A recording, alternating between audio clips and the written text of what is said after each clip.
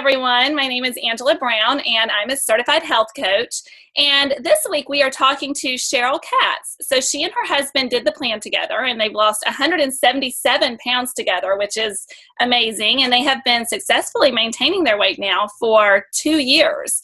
So I asked Cheryl to give us some tips. Like, what did she do that really kept her going? And what were some things that she did while she was on plan, while she and her husband, to lose that much weight? So Cheryl, do you have some tips you can give us? Sure, Angela, I'd love to. Well, basically, we were 177 pounds heavier and very depressed and very just stuck in a rut. And a friend of mine, who is now my wonderful health coach, came up to me and not for the first time, mind you, because we were also skeptical, and told us about the program that could help us learn the habits that would change our lives. And so, being the skeptics that we are, we said, okay, we'll try. And I probably wasn't terribly compliant, I'll be very honest with you. And, like any other program, I expected it to fail. But we found some things that we were told to do, and we did what we were told because we wanted it to work, that. First thing that we did is they told us to eat 5 MetaFast meals and 1 lean and green meal a day. And they even told us what we needed to do in terms of those things. And so I decided to try. And so we ate 5 MetaFast meals, and I planned my day, which I'm not very good at, but I did it anyway. And I made those 5 MetaFast meals, and then I made a lean and green, and I bought a scale. We didn't even have scale at that point to weigh my food, and I weighed my food and I measured my vegetables just like Dr. Anderson's program tells us to, Take Shape for Life. And I kept to it, and I worked really hard at drinking water because you need to have half your body weight in water, they told us, or at least 64 ounces, which to me, I forget to take care of myself. I'm one of those people. And so carrying around a bottle of water is just something I've never done. I mean, I'm busy with other things. And so I did that. And then when I was planning, I even planned my optional snack because I knew that if I didn't do that, and I either ran out of food and had too much time at the end of the day, or the other way around, ran out of time and I would not eat what I was supposed to eat. And I was told it wasn't going to work if I didn't eat what I wasn't supposed to eat. So I wanted to give it a shot. I mean, what's the point of working so hard if you can't make it work? And so basically those are the habits that, major habits that we changed in order to do the program, in order to succeed. Okay, awesome. So some of those tips where people are who are on plan right now are trying to do. So you measured out your lean and green, you planned. So talk for a little bit about that. So you're a planner. Do you journal? Did you write things down? How did you schedule those meals out like that? Journaling is a great thing for people to do in all parts of their life, including this. However, I'm terrible at it. It's not something I'm good at. I'm going to be honest. I know who I am, and I know what I can and can't do, and I just can't be consistently involved in journaling. So I planned, and I set timers for my food because I would forget and do something else. Like I said, I get involved in other things and don't remember. And I set timers that would tell me when to eat each of my 5 MetaFast meals, and when it was time for a lean and green, and even when it was time for a snack. And I may or may not have written it down at any one point. Some days I did, some days I didn't, but I did plan, and I did remember the plan or have a timer to tell me when to have my meals, and that made a huge difference in me effectively eating 5 plus 1, which is eating every 2 to 3 hours. And for somebody who's not used to taking care of themselves, that's really hard to do. Right. And so did you exercise while you were losing your weight? We didn't exercise much. At the beginning, we didn't exercise at all because that's what our coach told us to do. And we were happy with that because we were couch potatoes. Sitting on the couch was a good thing for us. But over time, and after the first few weeks, we started trying to get out and walk and get a little bit out of our comfort zone because we were not exercisers. We would walk, and we tried to build up walking so that we went a little bit further and a little bit further each time until we basically were doing about 4 or 5 miles, and we still do that even when we do other exercise. It's still something that we make a part of almost every day, or at least every other day of our lives.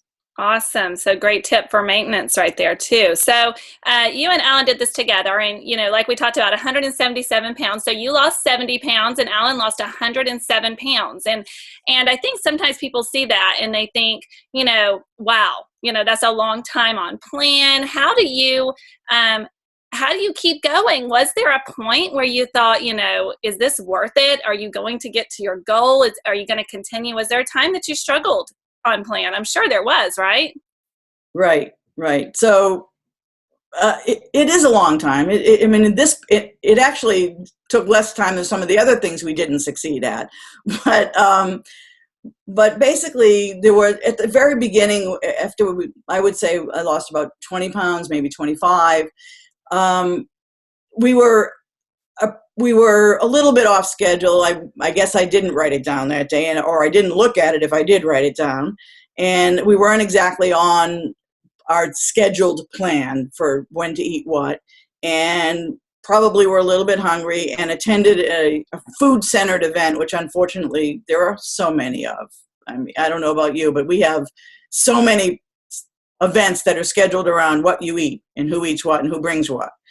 And we hadn't brought anything healthy, which is what I do now.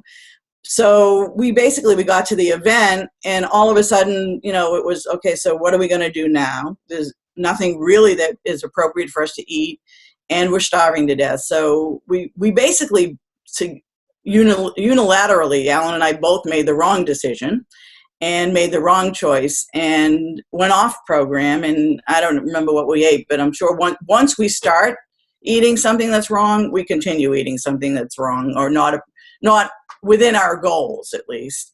And so I don't even know, probably one of everything. We probably had wine, we probably had dessert. I don't even know what we had, but we felt, at least I can tell you how I felt. I felt really bad. I did not feel well. I felt like heavy and uncomfortable and low energy, and could have fallen asleep at any moment. And the next day I was ready to say, I had been a skeptic from the beginning, if you remember. And the next day I just was like, oh, maybe we just shouldn't do this. Maybe this is just it's too much work. Maybe it's just another one that's not going to work. And then I thought again, or we talked about it again and said, we have a health coach. Let's talk to her and see if perhaps she has any insight as to, how we can get beyond this and continue the progress that we've made to this point and get to our goal. And that's what we did. We contacted our health coach, and she was able to give us some suggestions. And I can give you one right here, and that's that before we go to first of all, the obvious would be to do our 5+1 and follow a plan in the future. But even more so, before I go to an event now, I make sure that we have eaten one of our MetaFast meals or our Lean and Green, if it's not an event that is for dinner or lunch or whatever, right before we go, so that we're not as challenged. We're not physically hungry at the time when we get there, and it's easier to make the right choices. The other thing that she mentioned is she pointed to something in the material that Dr. Anderson has provided to us that would help us to keep working on these habits and make them more of a natural thing. And we've been working on that ever since. Right. Awesome. So I guess just goes to show that the mind switch doesn't happen overnight either, right? So it does take a little bit of time to start seeing yourself healthier, and sometimes you make missteps, but then you have to go back, use the support you have, basically, is the point of that. I think another thing that's kind of interesting that you mentioned, you talked about you and your husband did this plan together, and how, you can help each other, but you can also hurt each other, right? So one person, sticks to plan. It really is kind of accountability for the other person. And then when someone slips, it also kind of gives the other person the right to kind of say, oh, me too. We're just going to not worry about it tonight, right? Right, absolutely, and we do a lot of that. We can support each other. We can help each other be accountable. But if one of us decides to make the wrong choice, we've been together for a really long time, and it's easy to follow along and say, okay, yeah, let's do that. Let's go. Let's all go the wrong way.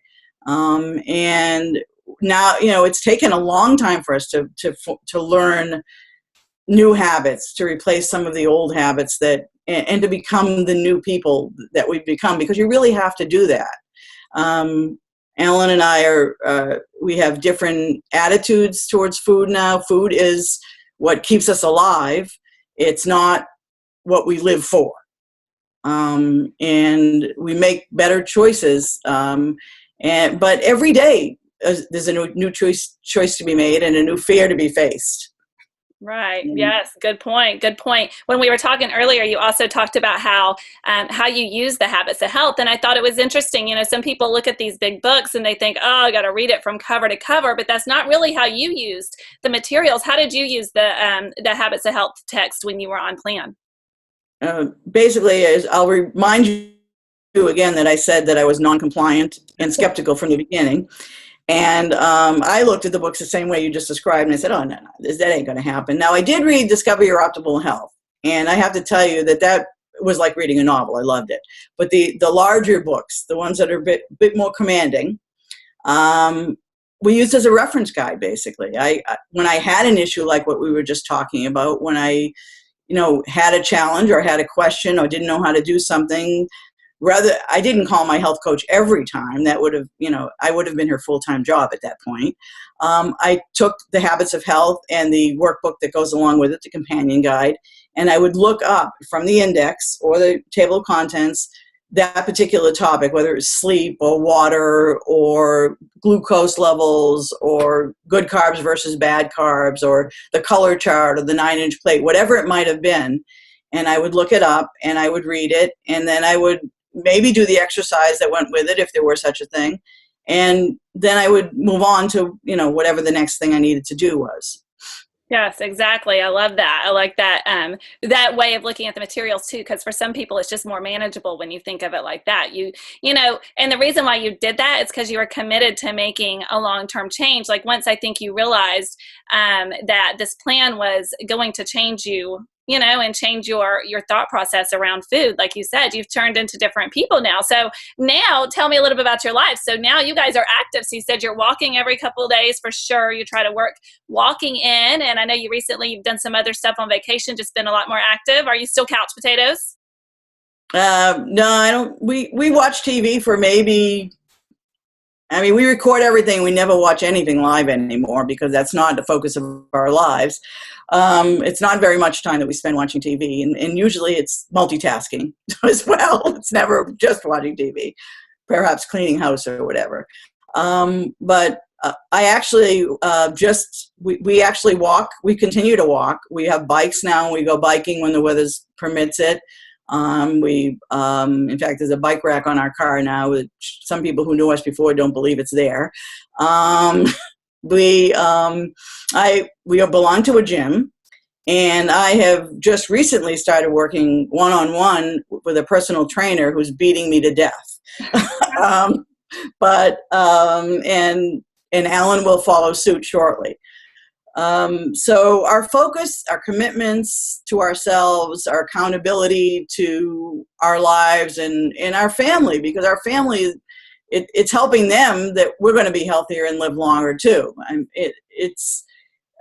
We basically, every day we face our fears and we try to get beyond them, because that's one of the habits we learn through the Habits of Health. And I hope I never, ever stop living my life that way. Oh, thank you, Cheryl. It was so great to talk to you. Thank you so much, and congratulations on you guys' success.